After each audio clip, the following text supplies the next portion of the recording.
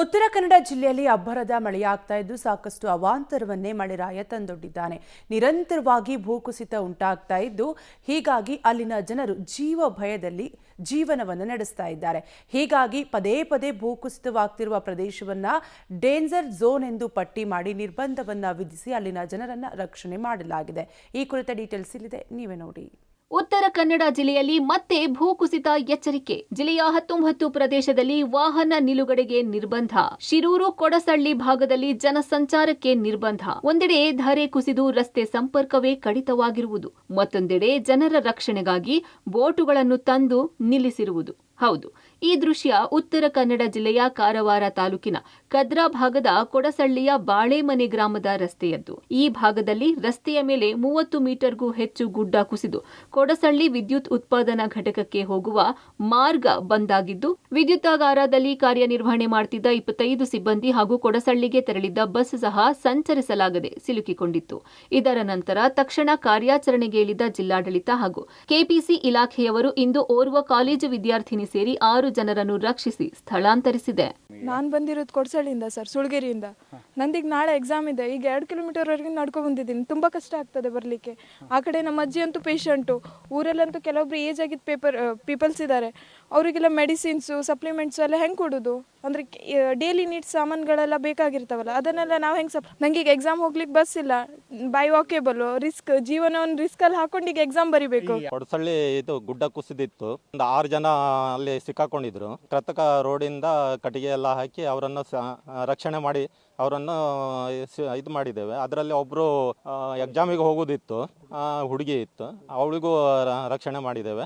ಮತ್ತೆ ನಾವು ಯಶಸ್ವಿಯಾಗಿದ್ದೇವೆ ಕಾರ್ಯಾಚರಣೆಯನ್ನು. ಇನ್ನು ಕೊಡಸಳ್ಳಿ ಭಾಗದಲ್ಲಿ ಸ್ಥಳೀಯ ಭೂವಿಜ್ಞಾನಿಗಳ ತಂಡ ಅಧ್ಯಯನ ನಡೆಸಿದ್ದು ಮತ್ತೆ ಭೂಕುಸಿತ ಸಾಧ್ಯತೆ ತಿಳಿಸಿದೆ. ಇದಲ್ಲದೆ ಭೂವಿಜ್ಞಾನಿಗಳ ತಂಡ ಸಹ ಈ ಹಿಂದೆಯೇ ಕೊಡಸಳ್ಳಿ ಭಾಗದಲ್ಲಿ ಹೆಚ್ಚಿನ ಭೂಕುಸಿತವಾಗುವ ಸಾಧ್ಯತೆ ಕುರಿತು ವರದಿ ಸಹ ನೀಡಿತ್ತು. ಇವೆಲ್ಲವನ್ನು ಪರಿಗಣಿಸಿದ ಜಿಲ್ಲಾಡಳಿತ ಕೊಡಸಳ್ಳಿ ಭಾಗದಲ್ಲಿ ಜನಸಂಚಾರಕ್ಕೆ ನಿರ್ಬಂಧ ಹೇರಿದೆ.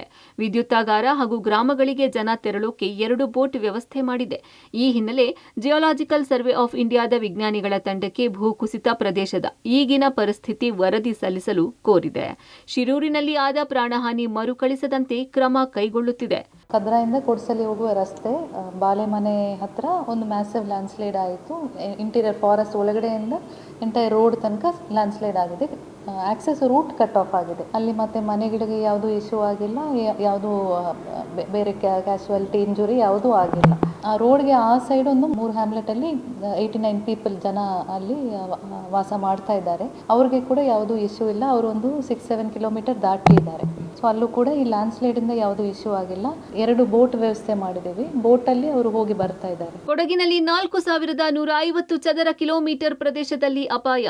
ರಾಜ್ಯ ವಿಪತ್ತು ನಿರ್ವಹಣಾ ಪ್ರಾಧಿಕಾರದಿಂದ ಅಲರ್ಟ್. ಮಳೆ ಅವಾಂತರ ಎದುರಿಸಲು ಸಜ್ಜಾಗಿ ಅಂತಿರೋ ಖಾಕಿ. ರಾಜ್ಯದಲ್ಲಿ ಮುಂಗಾರು ಅಬ್ಬರ ತೀವ್ರವಾಗಿರುವ ಹಿನ್ನೆಲೆ ಅಲ್ಲಲ್ಲಿ ಪ್ರವಾಹ, ಭೂಕುಸಿತ ಸಂಭವಿಸುತ್ತಿದೆ. ಕರ್ನಾಟಕ ರಾಜ್ಯ ವಿಪತ್ತು ನಿರ್ವಹಣಾ ಪ್ರಾಧಿಕಾರ ಭೂಕುಸಿತ ವಿಪತ್ತುಗಳಿಗೆ ತುತ್ತಾಗಬಹುದಾದ ಪ್ರದೇಶಗಳನ್ನು ಗುರುತಿಸಿ ಪಟ್ಟಿ ಮಾಡಿದ್ದು ಸೂಕ್ತ ಮುಂಜಾಗ್ರತಾ ಕ್ರಮ ಕೈಗೊಳ್ಳಲು ಆಯಾ ಜಿಲ್ಲೆಗಳ ಡಿಸಿಗಳಿಗೆ ಸೂಚಿಸಿದೆ. ಅಲ್ಲದೆ ಕೊಡಗಿನಲ್ಲಿ ಸುಮಾರು 4150 ಚದರ ಕಿಲೋಮೀಟರ್ ಪ್ರದೇಶ ಭೂಕುಸಿತದ ಅಪಾಯ ಹೊಂದಿದೆ ಎಂದು ಹೇಳಲಾಗ್ತಿದೆ. ಇದೀಗ ಕೊಡಗು ಜಿಲ್ಲಾ ಪೊಲೀಸ್ ವರಿಷ್ಠಾಧಿಕಾರಿ ಕೆ ರಾಮರಾಜನ್ ನೇತೃತ್ವದಲ್ಲಿ ಪ್ರಕೃತಿ ವಿಕೋಪ ಇಲಾಖೆಯ ಅಧಿಕಾರಿಗಳು, ಸಾರ್ವಜನಿಕರು ಈ ಬಾರಿ ಯಾವ ರೀತಿಯಲ್ಲಿ ಎದುರಿಸಬೇಕಾಗುತ್ತದೆ ಎಂದು ವಿವಿಧ ಠಾಣಾ ವ್ಯಾಪ್ತಿಯಲ್ಲೂ ಇನ್ಸ್ಪೆಕ್ಟರ್ ನೇತೃತ್ವದಲ್ಲಿ ಸಭೆಗಳು ನಡೆಸಿದ್ರು. ಪ್ರಕೃತಿ ವಿಕೋಪದಂತಹ ತುರ್ತು ಸಂದರ್ಭಗಳಲ್ಲಿ ಸ್ವಯಂ ಸೇವಕರು, ಸಾರ್ವಜನಿಕರು ಪೊಲೀಸ್ ಇಲಾಖೆಯೊಂದಿಗೆ ಕೈ ಜೋಡಿಸಬೇಕು ಎಂದು ಮನವಿ ಮಾಡಿದ್ರು.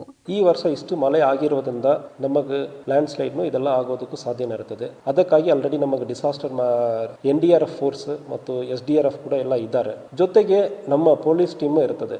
ಆದರೆ ಈ ವಿಚಾರದಲ್ಲಿ ಫಸ್ಟ್ ರೆಸ್ಪಾಂಡರ್ ಆಗಿರೋರು ಲೋಕಲ್ ಸುತ್ತಮುತ್ತ ಮನೆಯವರು ಮತ್ತು ಲೋಕಲ್ ಪೊಲೀಸ್ ಅವರು, ಇವರು ಫಸ್ಟ್ ರೆಸ್ಪಾಂಡರ್. ಆ ಫಸ್ಟ್ 1 ಅವರ್ ಆರ್ 2 ಅವರ್ ಅಲ್ಲಿ ಇರುವುದು ಸ್ಥಳೀಯರೇ ನಮಗೆ ತುಂಬಾ ಇಂಪಾರ್ಟೆಂಟ್ ಇರುತ್ತದೆ. ಈಗಾಗಲೇ NDRF ತಂಡ ಸಹ ಸನ್ನದ್ಧ ಸ್ಥಿತಿಯಲ್ಲಿದ್ದಾರೆ. ಕೊಡಗಿನ ಜನತೆ ಯಾವುದಕ್ಕೂ ಭಯ ಪಡುವುದು ಬೇಡ.